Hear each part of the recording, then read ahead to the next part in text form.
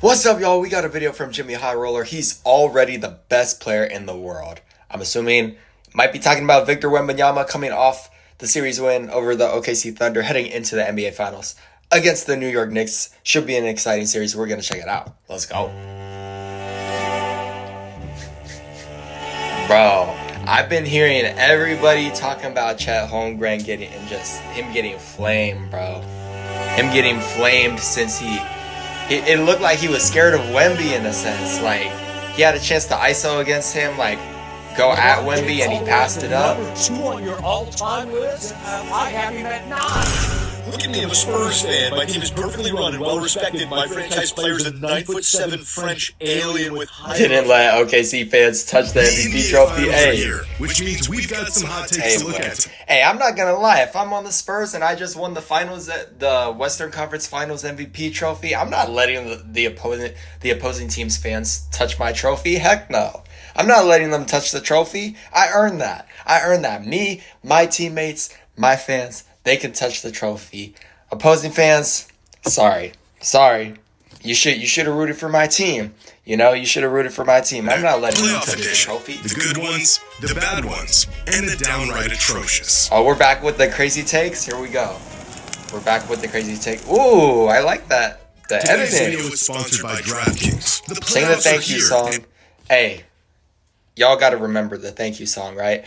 Thank you. Hey, he's just trying to get paid, bro. He's just trying to get paid with the ads. I'm not mad at it, but hey, we're here to check out the video. Jimmy High Roller, only on DraftKings. Shout out Jimmy High Roller, though. He's doing his thing. He's doing his thing with these NBA videos. After 6 weeks of NBA playoff basketball, we are now down to just 2 teams. And gonna be good. Spurs fans get to enjoy the exhilarating experience of watching their team fight for an NBA title. The rest of us have been relegated to watch from the sidelines as we spew out hot takes about teams we couldn't beat. And today, we're going to take a look at some of these takes. Starting with this one that comes from a fan who asks, is Wemby the quickest someone has ever climbed to arguably number 1 in the league? Wemby's in year 3. Neither LeBron or MJ ascended to number 1 so quickly. And this is interesting because there's 2 parts to this take. The first part is that Wemby is arguably the best player in the world. And the second is that no one else has been the best player in the world by the end of their 3rd season. This quickly. Both of those statements a bit subjective.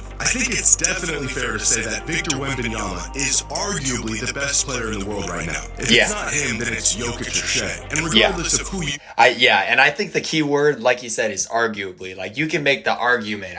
You can make the argument that he's the best player in the league right now. It's not like definitive where like everyone's going to be like, yeah, he's the best player in the league. But like, you could definitely make the argument that right now he's the best. It's up there, along with Jokic and Shea. But yeah, that's a good point. You got to say arguably. But the key word here is arguably. Yeah. So has any other player it's like you can make the argument. Claimed to be arguably the best player in the league by year 3? And the answer is yeah. Will Chamberlain won a league MVP as a rookie. By the end of Kareem's 3rd season, he led the league in scoring twice, had 2 MVPs, a Finals MVP, and was definitively the best player in the NBA. Larry Bird was the runner-up in MVP voting in his 2nd and 3rd seasons in the league, and was arguably the best player in the league. And of course, there's Michael Jordan, who, despite not having the hardware as tangible proof, was generally regarded as one of, if not the best player in the world by the end of his 3rd season in '87. Now, looking into more recent... Bro, the accolades that these players earned by year 3 is actually insane. Just looking at this now, I mean, wow. Like, to accomplish that much in such a short amount of time, you're in your 3rd season and you accomplish all that already. Like, that's NBA history. There's Shaquille O'Neal, who was why they're the legends, arguably man. the best player in the league by '95, neck and neck with David Robinson and Hakeem Olajuwon. Although Shaq held the crown by 2000, in Tim Duncan's 3rd season, he was in conversations as the best player in the league after leading the Spurs to a championship in just his 2nd season. Another prodigy with an underrated early career is Kevin Durant, who was regarded as virtually a game? Only player who could go toe-to-toe with the prime LeBron by his third season in 30 a the game in year 3? He finished second in MVP voting, and although he wasn't the best player in the world, he was next in line by his third season. And then there's Derrick KD's Rose, cold, who bro. wasn't regarded as the best player in the world. KD's by the cold, end of and year then 3, D Rose before the but injury. He did get an award, a small consolation prize for his efforts. And of course, there's year 3 LeBron, who ascended in the 2000s with a crowd of all-time greats. By the end of his third season, there wasn't a definitive best player in the world.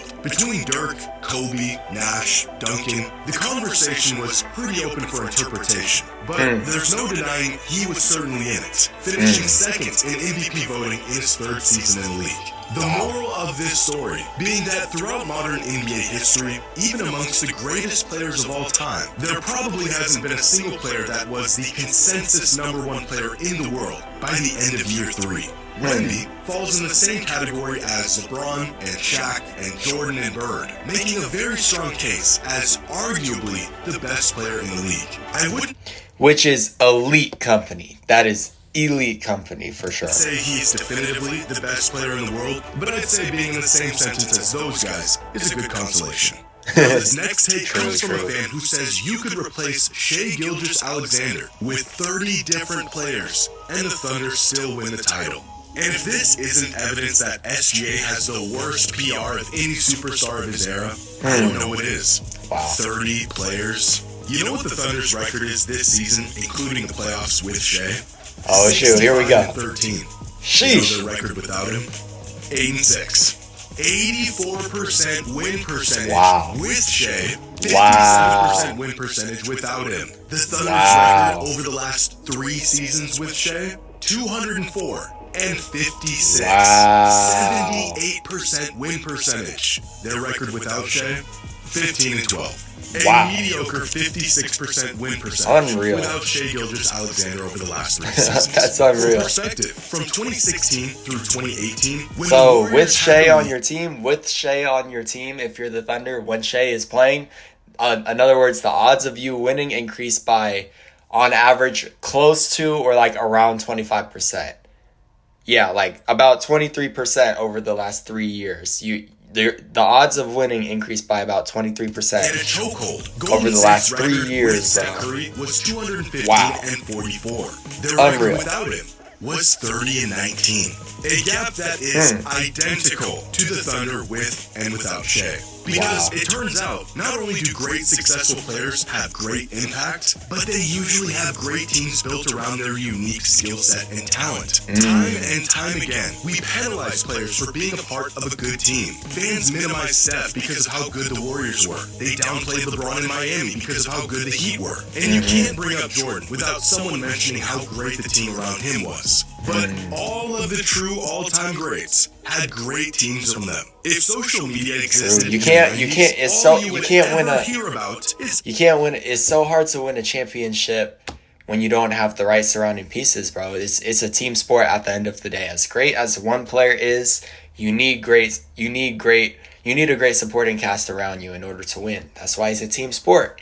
It's 5v5. It's not 1v1. You know. how stacked the Bulls are and the unfair advantage MJ has. Steph had the most lethal team in the history of basketball behind him. Bird That and Magic Warriors played team, with oh my rotations filled exclusively with Hall of Famers. This is just the way it goes. And the irony of all of Sheesh. it is that in many cases, the perceived caliber of the team as a whole can often be the result of the guy leading the charge. Great players make their teammates look better. You'll often hear the hypothetical of swapping player X with player Y and which team would perform better with their new star. For example, swap Jokic with SGA and the Thunder still win a championship, but the Nuggets would be in the play-in or something like that. Dang. But that's not how basketball works. Good teams are built with intention. They are built with specificity. Shai Facts. is a great player. So Facts. is Luka Doncic. But Shai cannot do what Luka does. And Luka can't do what Shai does. Same goes for Ant or Brunson.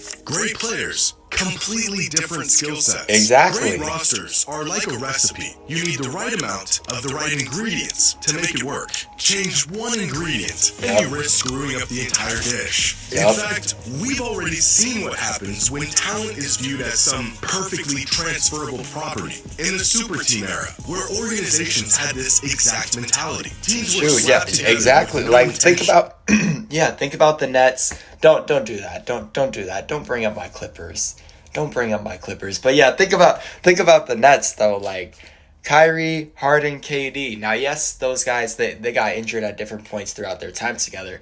But like on paper, you would think you have Kyrie, Harden, KD, like you're gonna win the championship, and things didn't work out there. So I mean, it's not just about having the best talent. It's got to be like he's saying, it's got to be pieces that fit together. You got to have guys that are great at certain roles and like excel at those roles in order to succeed as a team. It takes no design, a no lot. cohesion, just stacking up as much talent as possible for the sake Not of just it. about stacking And it talent. almost never worked out. Regardless of what you gotta think be of the right Shaq's game, pieces. he is a very unique and very crucial ingredient to a recipe that has been perfected over the last half decade. And there are not 30 players who could fill his shoes and lead OKC to a title.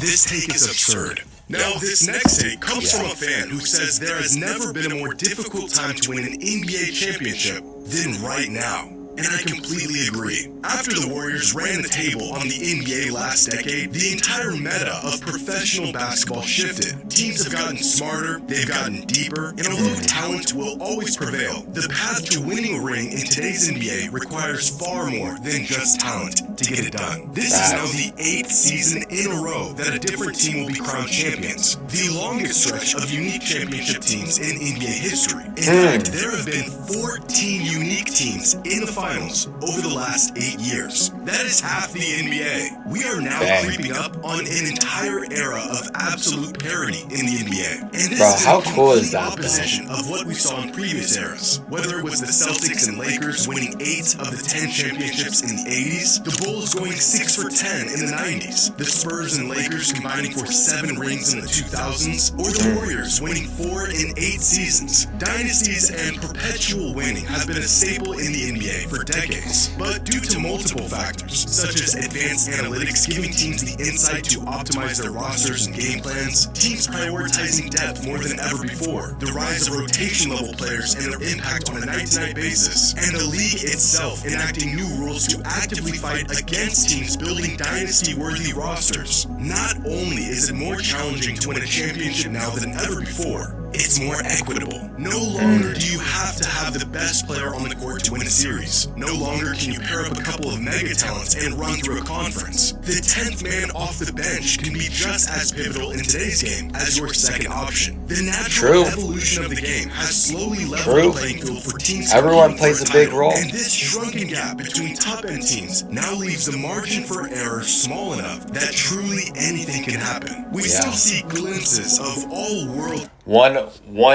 one injury to one player on one team, or not even an injury. It could be someone just getting in foul trouble. That changes the whole dynamic of a game. Let's say like your best defender fouls out beginning of the third quarter in the playoffs. That changes the whole dynamic of the game. It's not necessarily like he's saying. It's not necessarily like, oh, we have this player and this player like we're good. It's like no, like these other guys who maybe they're not necessarily regarded as like superstars. These guys matter a ton in terms of winning at the highest level. You need the Alex Carusos of the world to like come in and just like be elite at their role, even if they're not averaging like 25 a game, let's say.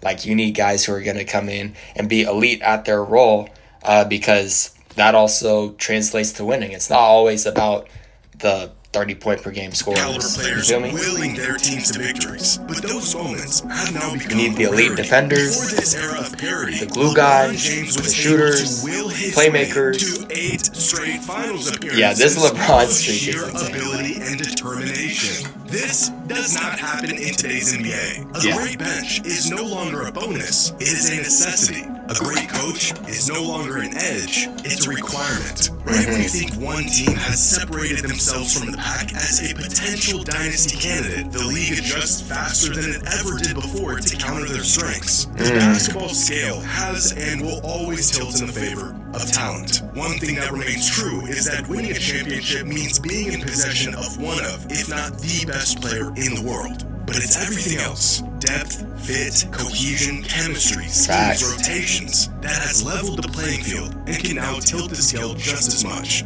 This is a great take. And our last take comes from a fan who says the regular season has become all but irrelevant, and the playoffs are the only thing that actually matters, both in terms of discourse and legacy. And I could not agree more with this take. In the past, the playoffs were just a ramped-up version of the regular season. Tougher defense, tendencies exaggerated, more intense matchups. The consequences of the playoffs were held to a similar regard. What a player did in the postseason mattered the most, but what they did in the regular season still mattered quite a bit. But now more than ever, the postseason has become completely disconnected from the regular season. The playoffs don't just feel more intense. At times, it actually feels like we're watching a completely different sport. And this is what happens when the regular season is comprised of some teams resting players, other teams using the regular season as one long testing ground in preparation for the playoffs, and the rest of the teams literally trying to lose as many games as possible. It has become evident that many organizations do not take the regular season seriously whatsoever. And in return, many fans are now choosing not to take it seriously either. You won the league's most prestigious award, the MVP? Well, why should I care? It doesn't even look like you do. You average 25 a night? Yeah, well, a quarter of the league isn't even trying to win games. If all you guys care about is the playoffs, then all we're going to care about is the playoffs. And now here we are, at the point where a 6-game series can hold more weight than an entire season of basketball. Legacies, reputations, the entire merits of a player's game are now decided strictly off of the playoffs. Tracy McGrady was a fantastic player, and to this day, he is rightfully remembered as such. Tracy McGrady never made it out of the first round. These days, if you win an MVP, but you don't back it up as the best player throughout the entire playoffs, you are instantly a fraud. Steve Nash won insane, back-to-back bro. MVPs and never made it to the finals. It's insane. Dominique Wilkins is a legend, a staple of 80s basketball. He also never made it to the conference finals once in his entire career. Meanwhile, I just watched Jalen Duren wash away fan support 70 games of awesome basketball and a max contract in just 3 weeks of bad playoff basketball. I just watched arguably the most impactful regular season of all time get dismissed because of one bad round in the playoffs. I heard someone say Joel Embiid, former league MVP, 4th highest. It's crazy, like, how many more eyes are focused on basketball and focused on the playoffs, like, when the playoffs come around. Because, like, the regular season, you know, there's 82 games. So it's like, okay, you go through a rough stretch. It's like, okay, well, you know, you got 82 games in the regular season. You can just kick it back up, you know, at a later point. But in the playoffs, it's like everything just seems like magnified like 10 times more in the playoffs, and it seems like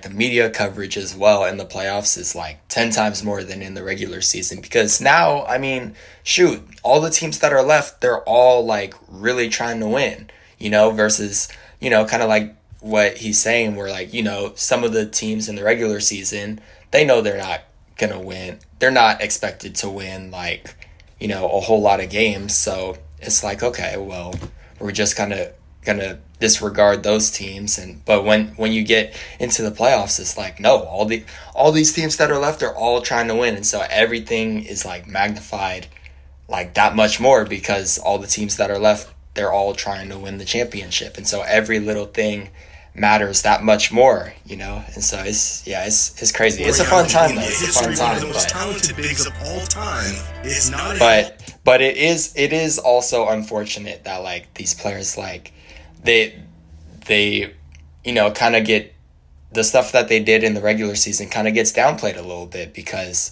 like, oh, you averaged 30 a game during the regular season, but oh, the playoffs you didn't show up. It's like, that it sucks. It sucks that that's kind of how it is with like the media and like so sometimes fan bases as well. It's unfortunate that like a season's length, a season long period of work, where you average this amount, and then let's say you don't do as well in the playoffs, it sucks that it's kind of put to shame a little bit or like downplayed a little bit if you don't perform at the same level that you did in the regular season. That's unfortunate. Playoff success. Do I think this new standard being imposed on players today is unfair?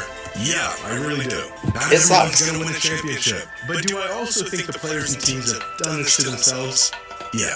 The symptom of teams coasting their way through the regular season without any real sense of urgency is that we as fans now know the real test of a player's game, actually the only true test of their game and their abilities, is in the playoffs, which inherently makes the regular season and everything that happens in it a lot less important, and everything that happens in the postseason, even if it's a 4-game sample size, the only thing that matters. And although I really wish this wasn't the current state of the league and its discourse, I agree with this take, but let me know what you think. Share your hot takes. I kind of agree with it too. I mean, and then I also think about like when you think about like who's ranked where all time. Like LeBron versus Jordan, for example. People always use like the rings argument. Like how often do people really bring up like, oh, so and so averaged this amount in the regular season this year? It's like, no, people bring up the rings argument. That's like. For a lot of players, not just those two, but like for a lot of players, it's playoff success, right? Like that's a huge part of, how people rank where players are nowadays. And so, I mean, yeah, I get what he's saying, and like, it's tough. It's definitely tough for sure, because you're kind of like disregarding a player's entire 82 game season of hard work and what they did in the regular season, and instead you're only focusing on, well, they only did this in the playoffs and they only made it this far in the playoffs. It's unfortunate. It sucks that that's kind of how it is, but yeah. Always the hotter the better. Dang, what new takes y'all got? Let me know for sure. Let me know what you guys thought about this video. Another great video from Jimmy High Roller. Let me know what you guys thought. I'll catch you on the next one.